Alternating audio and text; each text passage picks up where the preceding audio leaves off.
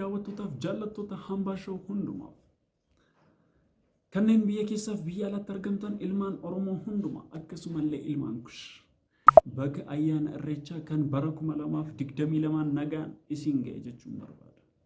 Irreechi bara 2022 keessumattuu irreechi hora Finfinnee fi hora Arsadee gaggeeffamaa wayita jiru kanatti gaaffileen walxaxoon akkuma baratame kanneen kanaan dura bifa amantaa, bifa hawaasummaaf, bifa siyaasaatiin kakka'aa turan har'as irra deebiitiin yeroo isaan Oromoo fi Oromiyaa keessatti calaqqisan akkasumas illee Oromoota biyya hambaa jiran keessatti akka ijoo dubbiitti yeroo isaan ka'an waltajjiilee miidiyaa hawaasaa garaagaraa irratti arguutti jirra. Dhimma irreechaaf Oromoo ilaalchisuutiin suur-sagalee kana haga dhumaatti daawwadhaa. Like, share, subscribe godha.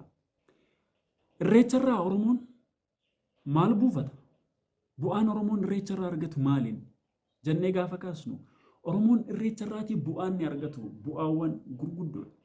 Akka fakkeenyaatti bifuma salphaan isiniif kaasuudhaaf Oromoof irreechi humna ulee tokkummaa isaa ittiin tikfata. Uleen tokkummaa Oromoo tiksu jajjabeessa gorsa eenyu malee laftitti Oromoon ba'ee tokkummaa isaa uffata aadaa nyaataa fi ilaalcha isaa itti calaqqisiisu dirree kana. Kanaaf dirreen kun dirree kabajamaa, dirree keessumaa diinota Oromoo yookaan immoo sirna nafxanyaa warreen leellisanii akka malee jibbamuu sodaatamu. Sanarraa ka'uudhaan mala malteedhaan har'as bifa amantaa fakkeessuun, bifa siyaasaa fakkeessuun, bifoota garaagaraa itti maxxansuudhaan irreecharraa ilmaan Oromoo ittisuudhaaf yaaliin godhamu gamanuma fashalachaa humna dhabaa laafaa wayita deemaa jiru kanatti bifa abshaalummaa fi qaroomina fakkaatuunis wantoonni mul'atan hin dhibaman. Miidiyaa warra Habashaa wantiin keessumaa irreecha hora Finfinnee booda daawwadhe akkaan waan nama qaanfachiisuuf wanta waliin fakkaanne wal bira qabu yookaan immoo wanta waliin hin adeemuu hin dandeenye waliin deemsisuudhaaf yaalii isaan godhan gaafan argu agam humni irreechaa sodaachisaa fi isaaniif rifaatu akka ta'e hubachuun nama rakkisu. Maarree dirreen irreechaa dirree itti tokkummaan Oromoo ittiin tikfamu, ulee tokkummaan Oromoo ittiin jabaatee adeemu, hirkoo, humna, tokkummaa, miidhagina, waloom kan keessatti calaqqisudha. Irreechi dirree sanarraatii humna sana ilaaluun diinonni yeroo isaan boquu cabsan alaabaa Gibxiif alaabaa Abbaa Gadaa wal fakkeessuudhaan inumaayyuu Finfinneen Gibx yookaan Misir fakkaattee oolte.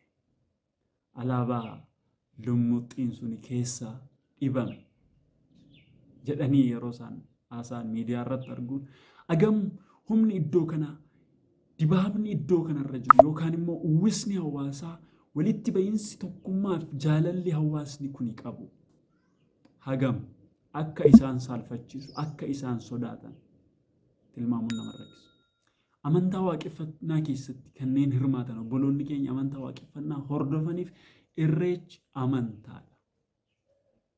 Isa kana eenyuyyuu jala muree beekuu hubachuutu irra jiraata.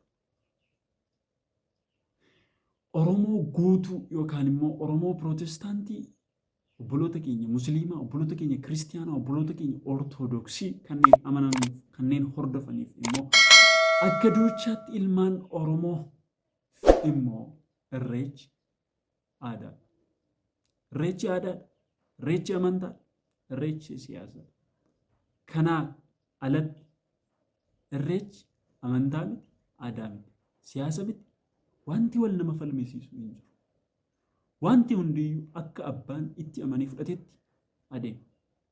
Kanneen gama siyaasni keenya achitti waan cabeef siyaasa keenya dirree sanaan deebisna jedhaniifis immoo fakkeenyi nammas ni kaasaa ture dhimmi alaabaa Gibxii fi alaabaa Abbaa Gadaa wal bira qabanii warreen ilmaan Minilik kaasanii hubachuun ni danda'ama. Dhugumayyuu dirreetti siyaasni Oromoo cabee ittiin deebi'ees ijaaramu keessaa balbala tokko waan ta'eef.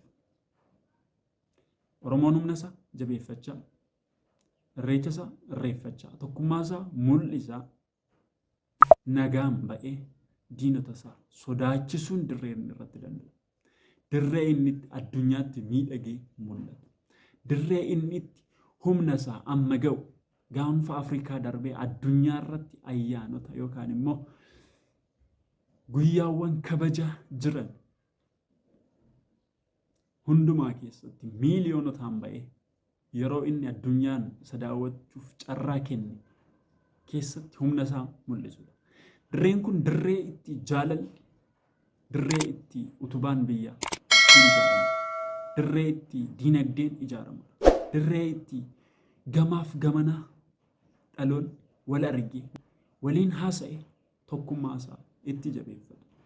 Irreechi Oromoof ulee tokkummaan isaa ittiin tifkamudha.